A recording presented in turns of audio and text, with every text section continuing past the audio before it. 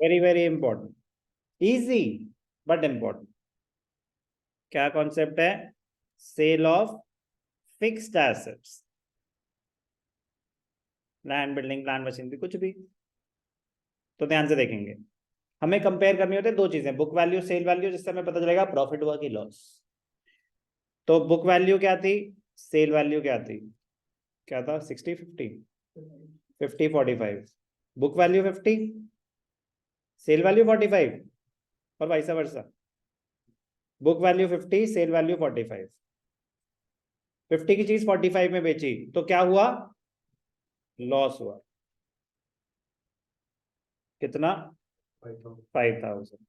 अब इस ट्रांजैक्शन का इम्पैक्ट बताएं हमें। हमें बताएगा कौन? हमें बताएगा कौन? हमें बताएगा आर्य। बता बेटा आर्य, इस ट्रांजैक्शन का impact. Impact current assets, current liabilities के पॉइंट ऑफ व्यू से आप टोटल इम्पैक्ट बताएं। चलो आपके हिसाब से इम्पैक्ट क्या है, इस ट्रांजैक्शन में क्या हुआ? करंट एसेट्स कम हो जाएंगे कितने से? करंट एसेट्स कम हो जाएंगे, बुक वैल्यू से कम होंगे। यही तो इंटरेस्टिंग पार्ट है। बुक वैल्यू से कम होंगे या सेल वैल्यू से? Are you sure? ओके। और कोई बीच में बोलेगा तो उसकी होगी पिटाई, ठीक है ना? तो आप हैंड रेस कर सकते हैं। करंट एसेट्स, पैसे आए। अब करंट एसेट्स कितने से बढ़ेंगे? जो सेल वैल्यू है, कितने? 45,000। और कुछ हो रहा है? लॉस क्या करता है? लॉस मेरे प्रॉफिट्स और उसको अफेक्ट करेगा। क्या करंट एसेट्स में कहीं प्रॉफिट और लॉस आता है? नहीं, वो तो रिजर्व्स एंड सरप्लस में आता है, वो तो इक्विटी का पार्ट है। तो प्रॉफिट और लॉस ये अफेक्ट करेगा, ये अफेक्ट करेगा इक्विटी को, मेरे करंट एसेट्स और करंट लायबिलिटीज को नहीं। यही होगा। तो नेट इंपैक्ट क्या हुआ? करंट एसेट्स कम हो जाएंगे 5,000 से, यस और नो? कौन कौन कहता है यस कि ये सही है? ये सही नहीं है? ये क्या कह रही है, इतने कॉन्फिडेंस से वो बता रहे हैं। ऐसे मत देखो बेटा, बताओ।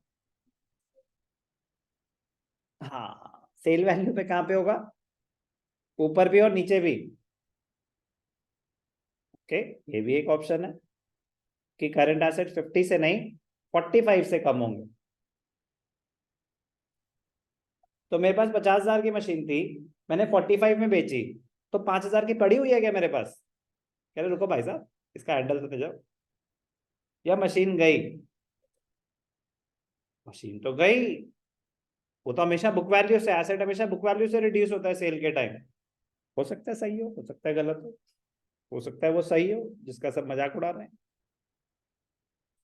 क्या आपको लगता है कि आप सही हो? गलत लगता है।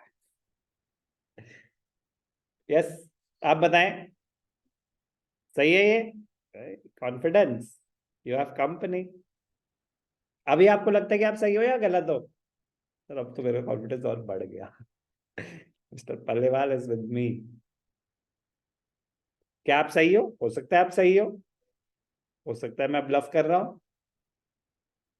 आप बेटा। सर मुझे तो कुछ समझ नहीं आ रहा क्या हो रहा है। सही लग रहा है? अभी समझ आया मैंने आपको आगे क्यों बुलाया?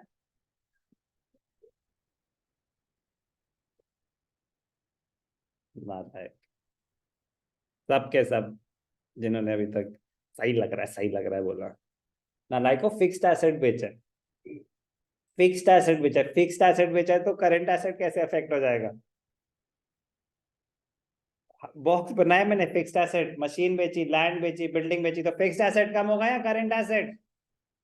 नालायक। इतनी सारी हिंट्स के बाद भी, मतलब मैं इसको हेडिंग ना देता ना, चलो 1% गलती हो सकती है, मैं हेडिंग दे रहा हूं फिक्स्ड एसेट्स बेच रहे हैं।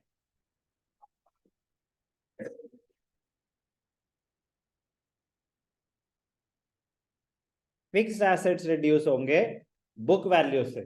कम से कम उतना तो सही था, कुछ नहीं मिलेगा उसका। फिक्स्ड एसेट्स रिड्यूस होंगे 50,000 से बुक वैल्यू से, तो उसका मेरे करंट एसेट्स पे कोई इंपैक्ट नहीं। पैसे कितने आएंगे? चाहे आपने इसको 2,000 रुपए में भी बेचा होता ना, तो करंट एसेट्स 2000 से बढ़ते विदाउट अफेक्टिंग करंट लायबिलिटीज। तो जब फिक्स्ड एसेट्स बेच रहे हैं वो फिक्स्ड एसेट्स को कम करेंगे, तो आगे जाके वो कोई और रेशियो अफेक्ट कर सकते हैं, करंट एसेट्स नहीं कर रहे वो। तो इम्पैक्ट पूरा समझ आना चाहिए, फिर इस रेशियो के पॉइंट ऑफ व्यू से बात करेंगे। तो फिक्स एसेट्स कम हो जाएंगे, करंट एसेट्स बढ़ जाएंगे फॉर कैश रिसीव, और क्या होगा, इक्विटी समझाया आपको, इक्विटी कम हो जाएगी, कितने से, 5000 से, because of loss on sale. Sir equity कैसे कम हो जाएगी, इक्विटी तो शेयर कैपिटल होती है बेटा, इक्विटी एक हेड होता है, इक्विटी, इक्विटी मतलब शेयर होल्डर्स फंड्स, इक्विटी मतलब share holders funds. Share holder funds में किसकी बात हो रही है, reserves and surplus. Reserve and surplus में क्या आता है, स्टेटमेंट ऑफ पीएनएल का बैलेंस।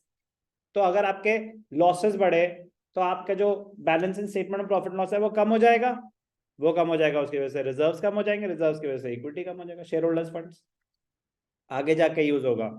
तो अभी तो मेरे लिए सिर्फ ये काम की बात हुई इस रेशियो में। तो करंट एसेट्स बढ़ रहे हैं, करंट लायबिलिटीज में कोई चेंज नहीं है। तो current ratio current assets upon current liabilities 2 lakh upon 1 lakh. Current assets बढ़ गए कितने से, 45,000 से, विदाउट अफेक्टिंग करंट लायबिलिटीज। तो करंट रेशियो विल इंक्रीज।